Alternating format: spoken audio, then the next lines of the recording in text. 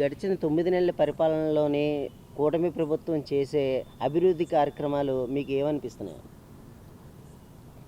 ఈ 9 నెలల్లో ఆంధ్రప్రదేశ్ ప్రభుత్వం చేస్తున్నటువంటి కార్యక్రమాలు, అభివృద్ధి కార్యక్రమాలు కానీ లేదా సంక్షేమ కార్యక్రమాలు కానీ మ్యాక్సిమం అందరూ కూడా సంతృప్తిగానే ఉన్నారు. అయితే ఆయన ఇచ్చిన సూపర్ 6లో 3, 4 ఇంకున్నాయి, 2, 3 అవి కూడా రీసెంట్గా చంద్రబాబు నాయుడు గారు ఈరోజు ప్రెస్ మీట్ పెట్టారు, నిన్న కూడా పెట్టి మనం కూడా చెప్తున్నారు. వచ్చి 2-3 నెలల్లో మే జూన్లో రైతు భరోసా కానివ్వండి, లేదంటే అమ్మక వందనం ఇవన్నీ కూడా డేట్లు కూడా ఇచ్చారు, పైసలు కూడా వేస్తామని చెప్పారు. చాలా సంతోషం. ప్రజలైతే మ్యాక్సిమం సంతృప్తిగా ఉన్న, ఎటువంటి అసంతృప్తి అయితే లేదు.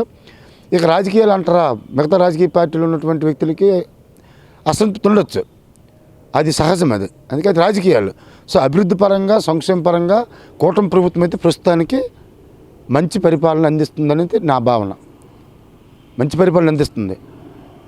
ఇప్పటికే రోడ్లు ఒక 2,000 కోట్ల రూపాయలతో ఏవైతే రోడ్లు ఉన్నాయో, గతుకుల రోడ్లు రాష్ట్రంలో ఎక్కడెక్కడైతే గుర్తించారో అవన్నీ కూడా మ్యాక్సిమమ్ కంప్లీట్ అయిపోయాయి.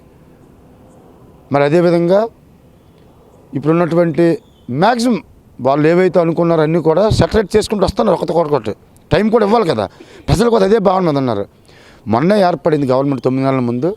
ఇప్పటికిప్పుడు ఒక వ్యక్తి అన్నీ చేయాలంటే కుదరదు. ఒకేసారి ఒక రాత్రి టోటల్ నైట్ అన్ని కార్యక్రమాలు జరిపోవాలంటే జరగవు. అది అందరికీ తెలిసింది, అది ఏ ప్రభుత్వంలో ఉన్నప్పటికీ. కానీ ఈ 9 నెలల్లో ప్రజలు ఏదైతే ఎక్స్పెక్ట్ చేశారో 100% ఏ మనిషి కూడా చేయలేడు. కానీ మ్యాక్సిమం ఈయన ఇప్పుడు కూటమి ప్రభుత్వం చేసుకెళ్తుంది కాబట్టి ప్రజలు సంతృప్తికరంగా ఉన్నారు.